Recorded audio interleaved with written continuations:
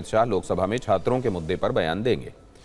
वो 20 जुलाई को दिल्ली में छात्रों पर लिए गए एक्शन के बारे में सरकार का पक्ष रखेंगे। इस संबंध में लोकसभा में चर्चा कराने का प्रस्ताव रखा गया। संसदीय कार्य मंत्री किरेन रिजिजू ने सदन में कहा कि गृहमंत्री इस बहस का जवाब देंगे। लोकसभा स्पीकर ओम बिरला गृहमंत्री के जवाब का समय तय करेंगे।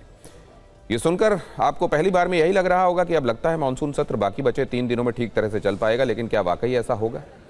क्या सत्ता पक्ष और विपक्ष में टकराव समाप्त हो जाएगा?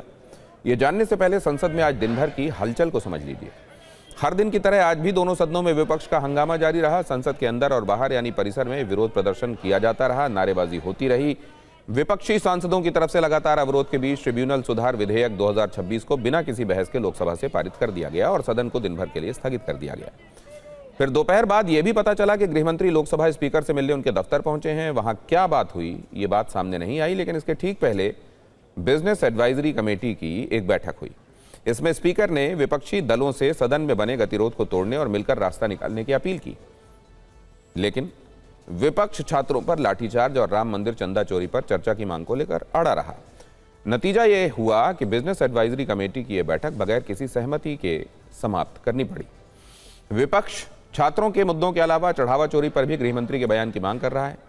समाजवादी पार्टी की तरफ से लगातार ये प्रेशर क्रिएट किया जा रहा है, जिस पर किरेन रिजिजू ने चुटकी ली। कहा कि सरकार छात्रों के मुद्दे पर चर्चा के लिए तैयार है, लेकिन लगता है कांग्रेस और समाजवादी पार्टी में सहमति नहीं बन पा रही।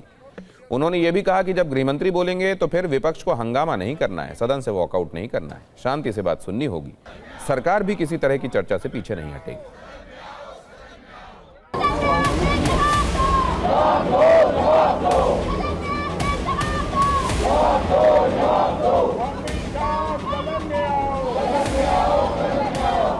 कांग्रेस पार्टी और राहुल गांधी जी पहले दिन से ये मांग कर रहे थे, सरकार पूरा छात्र का मामले को लेकर के चर्चा के लिए तैयार है। गृह मंत्री जी का जवाब के समय डरना नहीं है, भागना नहीं है। 2 दिन बचे हैं, अभी भी सरकार के पास समय है कि दोनों विषय पर चर्चा कर लें।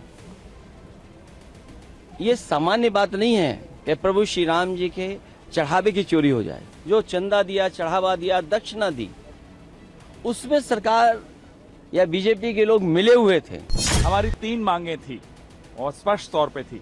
गृह मंत्री को सदन में आके छात्रों पर हुई हिंसा का जवाब देना है, चंदा चोरी पर चर्चा होनी चाहिए और उस पर भी जवाब देना चाहिए, और प्रधानमंत्री को आकर माफी मांगनी चाहिए। छात्र आंदोलन को लेकर के सरकार पूरी तरह फुल फ्लेज डिस्कशन के लिए तैयार है, तो हमने अपना ऑफर दे दिया है। अब कांग्रेस और समाजवादी अपोजिशन पार्टी में कुछ मतभेद है। इस तरह की भ्रम नहीं फैलाना चाहिए भारतीय जनता पार्टी को, क्योंकि भारतीय जनता पार्टी हमेशा भ्रम फैलाने का काम करती है और एक अलग तरह की तस्वीर दिखाने का कार्य करती है। पूरे विपक्ष की ये मांग है कि होम मिनिस्टर आए और अपना बयान दें। क्या वो अयोध्या राम मंदिर ट्रस्ट के घोटाले में क्या चर्चा में क्या वो भाग लेंगे? इसमें भी कोई स्पष्टीकरण सरकार के तरफ से अब तक हमें विपक्ष को नहीं मिला है। गृहमंत्री के बयान देने वाले मामले पर नेता विपक्ष राहुल गांधी और कांग्रेस पार्टी के अध्यक्ष मल्लिकार्जुन खड़गे ने शाम को प्रेस कॉन्फ्रेंस की। इसमें वो 2 मांगों पर अड़े हुए दिखाई दिए। पहला तो ये कि छात्रों पर पैलेट गन चलाने का आदेश किसने दिया, और दूसरा विपक्ष को गृहमंत्री का सीधा जवाब चाहिए।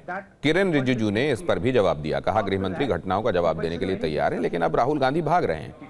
आरोप लगाकर भाग जाना ये लोकतंत्र में सही नहीं। जब सरकार तैयार है, गृह मंत्री जी हमारी पहली डिमांड थी कि होम मिनिस्टर आए और देश को क्लियरली बता दें, या उन्होंने ऑर्डर दिया और वो कल्पेबल हैं और उन्होंने हमारे बच्चों पर गोली चलाई, युवाओं पर गोली चलाई, या उनको मालूम ही नहीं था और किसी और ने ऑर्डर दे दिया और फिर वो इनकॉम्पिटेंट है। और हमारा कहना था कि इस पर उनको स्टेटमेंट देनी चाहिए और हम उनका इस्तीफा मांग रहे हैं। सेकंड पॉइंट, जो हमारे स्टूडेंट्स पे दिल्ली में गोली चलाई गई, मारा गया, उसके लिए प्रधानमंत्री को अपोलोजाइज करना है। और तीसरी डिमांड, जो प्रधानमंत्री ने राम मंदिर ट्रस्ट पे अपने लोग बैठाए थे जिन्होंने करोड़ों रुपए चोरी किए हैं सबके सामने, उस पर चर्चा हो। ये हमारे 3 डिस्कशंस थे।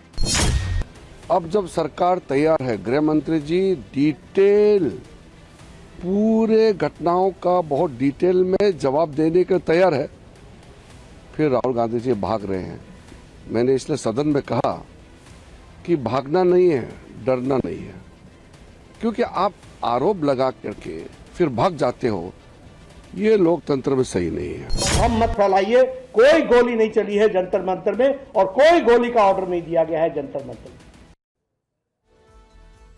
अब आप समझ सकते हैं कि पक्ष विपक्ष में टकराव इस बात पर भी खत्म होता नहीं दिख रहा है कि गृहमंत्री सरकार का पक्ष रखने के लिए सदन में तैयार है। सरकार के सामने संकट क्या है, यह भी समझिए। असल में सरकार इसी सत्र में foreign contribution regulation FCRA act को पारित कराना चाहती है। इस बिल को लेकर ईसाई संगठनों की चिंताओं और भ्रांतियों को दूर करने के लिए गृहमंत्री अमित शाह ने पिछले हफ्ते उनके प्रतिनिधियों के साथ चर्चा की थी। सूत्रों के मुताबिक मानसून सत्र के बाकी बचे 3 दिनों में FCRA के अलावा परिसीमन बिल लाने का विकल्प भी खुला है। लिहाजा सरकार इस मुद्दे पर कांग्रेस और DMK जैसे दलों के साथ गिव एंड टेक का विकल्प भी देख रही है।